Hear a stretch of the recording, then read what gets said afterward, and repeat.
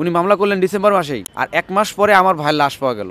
যদি কেউ তার সমকক্ষ হতে চেয়েছে তাকেই সে কোমর ভেঙে দিয়েছে। 2013 সালের ডিসেম্বর মাসে আসাদুজ্জামান নূরের একটা কথিত নূরের গাড়িবহরে হামলা একটা মামলা করেন উনি। মামলা করেন 14 জন আসামিকে উনি এজাহারভুক্ত করেন, আর 1 থেকে 1.5 হাজার অজ্ঞাতনামা আসামি করেন।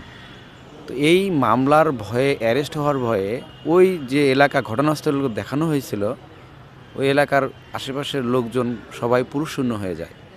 সেই এলাকায় আমাদেরও বাড়ি।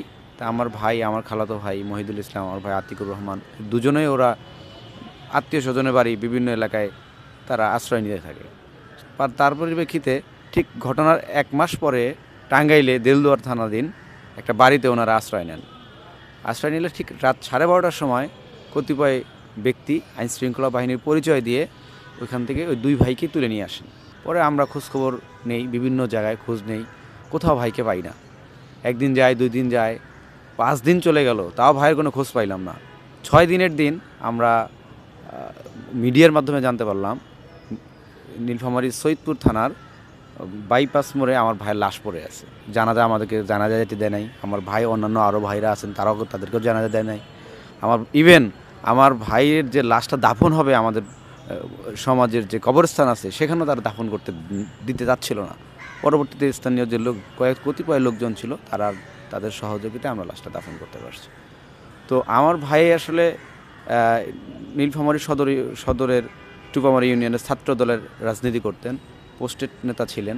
উনি মামলা করলেন ডিসেম্বর মাসেই, আর 1 মাস পরে আমার ভাইয়ের লাশ পাওয়া গেল। প্রত্যেকটা আপনি দেখেন, প্রথম আলো এখনও যদি আপনি 2014 সালের জানুয়ারি মাসের পত্রিকাগুলো দেখেন, 20 জানুয়ারির পত্রিকার নিউজগুলো অনলাইনে পোর্টালে পাবেন। প্রথম আলো থেকে শুরু করে যত জাতীয় পত্রিকা আছে সব পত্রিকাতে আসছে আসাদুজ্জামান নূরের হামলা মামলার আসামির লাশ পাওয়া গেল। প্রথমে লাশ পাওয়া গেল হলো আমাদের যে পার্শ্ববর্তী ইউনিয়ন লক্ষ্মীচাপ ইউনিয়নের বিএনপি সাংগঠনিক সম্পাদক ছিল গোলাম রাব্বানি, তার লাশ পাওয়া গেল গুম করার 3 দিন পর। আর 6 দিন পরে আমার ভাইয়ের লাশটা পাওয়া গেল।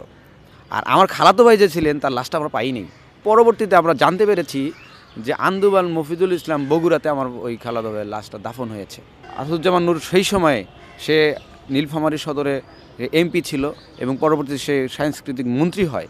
মন্ত্রী হলো সে নীলফামারীর সর্বোচ্চ পর্যায়ের ক্ষমতাশালী ব্যক্তি, এবং তার গাড়ি বহর একটা ঢিল ছুড়লে তাকে ধরে নিয়ে এসে গুম করে রেখে নির্যাতন করে অমানবিকভাবে লাশ রাস্তার ধারে ফেলে দিতে হবে, এটা তো কথা হতে পারে না, এটা তো বিচার ব্যবস্থা হতে পারে না, এটা তো একজন আর্টিস্টের, একজন শিল্পীর এইরকম পরিচয় হতে পারে না। নীলফামারীতে তার কোনো আত্মীয় স্বজন বলতে কিছু নাই। সে নীলফামারীতে তার অপোনেন্ট কাউকে তৈরি করতে দেয় নাই।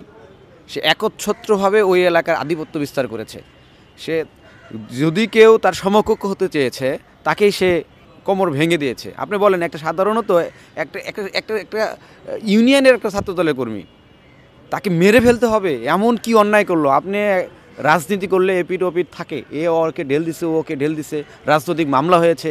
রাজনৈতিক মামলা কতগুলো, হিংসা প্রতিহিংসার প্রশ্ন অনেক সময় দেখেছি আমরা যে মৃত ব্যক্তিও মামলার আসামি হয়েছে, রাজনৈতিক কারণেই তো হয়। তা উনি কি করলেন? এর জন্য কি মানুষকে মেরে ফেলতে হবে? উনি ওই সময় বলেছেন যে এলাকার লোকজনকে আমি দেখে নিব, এই এলাকার লোকরে আমি প্রতিশোধ নিয়ে ছাড়বো। উনি প্রতিশোধ বলেছেন এবং তার প্রতিফলন ঘটিয়েছেন। 1 মাস পরে এটা ঘটেছে।